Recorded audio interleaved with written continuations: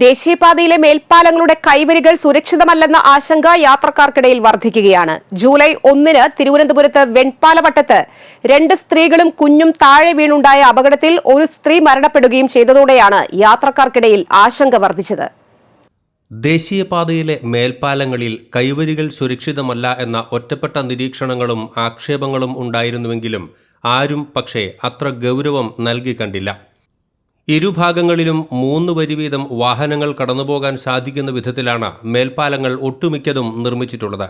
Speed ട്രാക്കുകളിലൂടെ കാറുകളും മധ്യഭാഗത്തുകൂടെ വലിയ വാഹനങ്ങളുമാണ് സാധാരണ കടന്നുപോവുക പതിവ്. ഇരുചക്ര വാഹനങ്ങൾ മിക്കപ്പോഴും കൈവരിയോട് ചേർന്നുള്ള ട്രാക്കിലൂടെയാണ് കടന്നുപോവുക. രാവിലെയും വൈകിട്ടും തിരക്കുള്ള സമയങ്ങളിലാണ് ഇരുചക്ര വാഹനങ്ങൾ കൂടുതലായി ദേശീയപാതയിലൂടെ കടന്നുപോകുന്നത്. ഇരുചക്ര വാഹനത്തിന്റെ നിയന്ത്രണം നഷ്ടപ്പെട്ടുണ്ടാകുന്ന അപകടങ്ങളാണ് ഇവിടെ നാട്ടുകാരുടെ ആശങ്ക വർദ്ധിപ്പിക്കുന്നത്.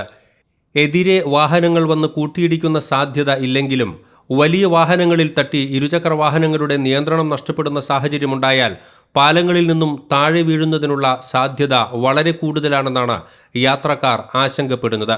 മേൽപ്പാലങ്ങളുടെ കൈവരികൾ ഉയരം വർദ്ധിപ്പിക്കുകയോ സംരക്ഷണ വേലി സ്ഥാപിക്കുകയോ ചെയ്യണമെന്നാണ് ഇപ്പോൾ ഉയരുന്ന ആവശ്യം.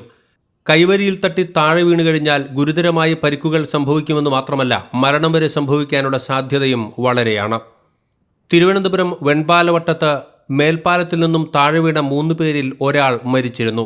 വാഹനങ്ങളുടെ എണ്ണവും അപകടങ്ങളും വർദ്ധിക്കുന്ന സാഹചര്യത്തിൽ ദേശീയപാതയിലെ മേൽപ്പാലങ്ങളിലെ കൈവരികളുടെ ഉയരം വർദ്ധിപ്പിക്കണം എന്നാണ് ഇപ്പോൾ ഉയരുന്ന ആവശ്യം. തിരുവനന്തപുരം വെൺപാലവട്ടത്തുണ്ടായ അപകടത്തിന്റെ വെളിച്ചത്തിൽ ദേശീയപാതയിലെ ഫ്ലൈ ഓവറുകൾക്ക് ഇരുവശങ്ങളിലുമുള്ള സുരക്ഷാ ഭിത്തിയുടെ ഉയരം വർദ്ധിപ്പിക്കണം എന്ന ആവശ്യമാണ് ഇപ്പോൾ ശക്തമാകുന്നത്. കാരണം ഇതുവഴി കടന്നുപോകുന്ന ഇരുചക്ര വാഹന യാത്രക്കാരുടെ സുരക്ഷയ്ക്ക് നിലവിലുള്ള സുരക്ഷാ ഭിത്തികൾ പര്യാപ്തമല്ല എന്നാണ് ഇപ്പോൾ ജനം പറയുന്നത്. ക്യാമറമാൻ നന്ദുവിനൊപ്പം ബൈജു ദേവസി, NCTV ന്യൂസ്.